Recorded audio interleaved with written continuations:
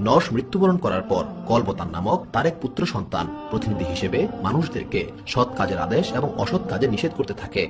তিনিও ব্যক্তি জীবনে ধর্মপরায়ণ ছিলেন। কলবতানের মেহলাইল নামক এক পুত্র সন্তান জন্মগ্রহণ করে। তিনি পিতার অবর্তমানে তারই স্থলাভিষিক্ত হয়ে সত্য ধর্ম প্রচার করতে থাকেন। মেহলাইল যেমন ছিলেন সুন্দর, তেমনি কাজকর্মে ধর্মকর্মে অত্যন্ত সুদৃঢ় ও মজবুত ছিলেন। তার মতো ধার্মিক পুরুষ সেই যুগে আর দ্বিতীয় জন ছিল না। তাছাড়াও তিনি বহুবিধ গুণে গুণান্বিত ছিলেন। এই কারণে তিনি সকলের কাছে অত্যন্ত সম্মানিত হয়ে উঠেছিলেন। মেহলাইলের সন্তানের সংখ্যা ছিল অনেক। তাদের মধ্যে বড় ছেলে ইসদের জ্ঞান ও গুণ ছিল অপরিসীম। পিতার মৃত্যুর পর তিনি তার স্থলাভিষিক্ত হয়ে পিতার সত্য ধর্ম প্রচার করেন।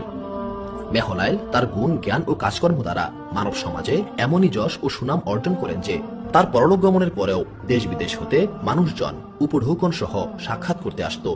কিন্তু তার মৃত্যুর সংবাদ শোনার পর তারা নিরাশ ও হতাশ চিত্তে প্রত্যাবর্তন করত।